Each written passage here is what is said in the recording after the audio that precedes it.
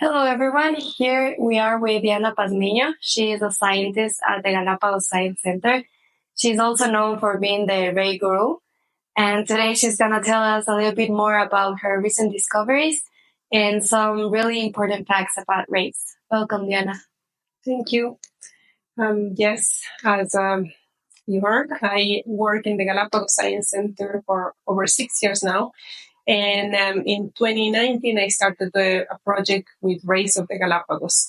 I started this because, curiously, even though rays are super important ecologically speaking, but also you can see them everywhere in Galapagos, in murals, in shops, it caught my attention that we know very little about these animals, right? When I started asking when do they reproduce, what are the key areas for conservation of rays, I couldn't find that information anywhere. So I started the project to develop this information.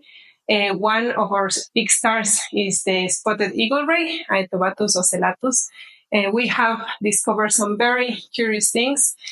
For example, the species that we see in the Galapagos is not the same that we see in mainland Ecuador, which is very, very curious because we are closest to mainland Ecuador. But the species that we see in Galapagos is actually one that it's on the other side of the Pacific Ocean, in the Indo-Pacific, in Indonesia, in Australia. And this is a species also that it's very interesting because the patterns that you see on the dorsal part of the animals are unique for each individual. So somehow like a fingerprint, by taking a photo or by taking a video, you can recognize each individual. And we're using this to build up a citizen science project. So we are encouraging tourist guides, tourists, people that moves in the tourism industry to provide photos or videos so we can try to estimate the abundance and how large is the population of these rays that we see in Galapagos. Yes, that's amazing. That's a really fun fact that I didn't know before, that the spotted from this animal are unique from each of them. And what would you say will be the main threats for the spotted eagle rays and other rays in the Galapagos right now? Well, in general, rays are threatened worldwide because of fisheries. So sometimes they are part of the bycatch in other types of fisheries. In some parts of the world, people eat rays.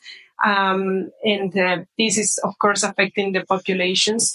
In Galapagos, sharks and rays are protected because it's a marine protected area. However, not knowing so much about these animals, so not knowing what are the critical areas for the juveniles or the babies, or not knowing where are they reproducing, can become a challenge for conservation. So we want to build up all this information so we can make better decisions for management of these animals. Mm-hmm. That's great, and it's also amazing that, as you mentioned before, that there is very little information about this animal. I was asking Diana before if the population is growing or if it's decreasing, and you mentioned that today we do not have enough data by now to make a conclusion about the animal. Yes, but by taking photos, by identifying the individuals, by knowing how they're moving, what spaces they're using, we expect that in the next few years, we can have enough information to see a trend. Do we see a population increase or decrease, or how can we associate other, environmental facts, for example, with this? But yes, so that's the idea of putting together all this data. No, that's great. And what are the main areas that these spotted eagle rays live in the Galapagos? You say you can see them from mostly every island in the Galapagos, and it's easy to swim with them if you're doing some snorkeling? Yes, they are very common to see on snorkeling spots, in tourism spots, because the juveniles use mangrove areas. So if you have a mangrove in the coast, you are likely to see a baby or a juvenile spotted eagle ray. So the moms come every year to have their babies near the mangroves. They remain in the mangroves for quite some time while they grow up, because when they are born, they are about 30 centimeters wide. So they are tiny and can be the prey for some big predators. So this is why it's common to see them, because mostly snorkeling activities take place near these mangrove areas or rocky areas in the coast. Oh, that's good. And what about the water temperature?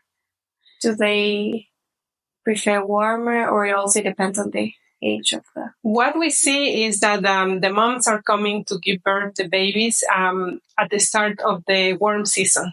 So it might have something to do with the food that and the prey they consume.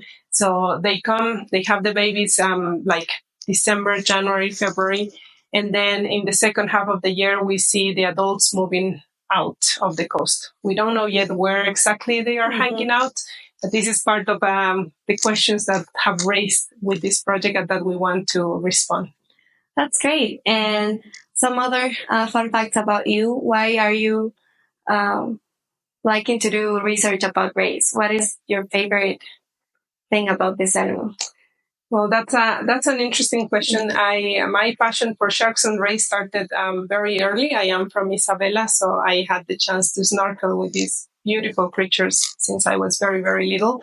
And at some point, I decided I want to do marine biology and I want to be able to help and support conservation of these animals. And here I am. Mm-hmm.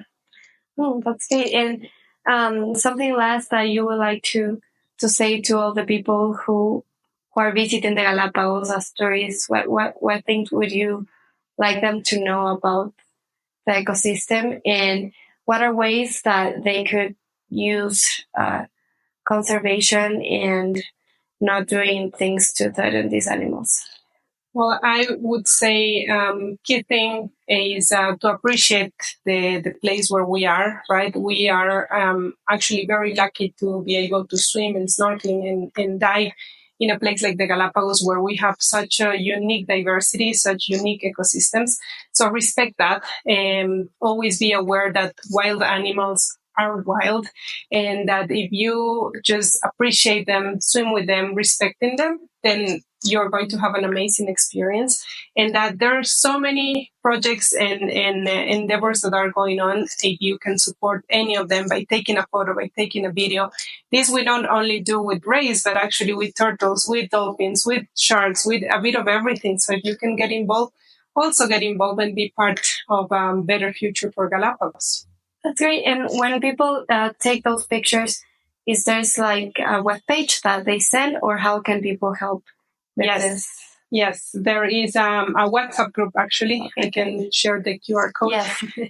Where you can submit what all we need is date and time of the either photo or video, so we can identify where we saw the animal. This is useful because if in 2 years somebody else sends us a photo or a video of the same animal, we can know how it moved between these 2 years. Great, that's amazing. And we will let everyone know of this QR code, so if you want to help and be part of this conservation movement. Thank you.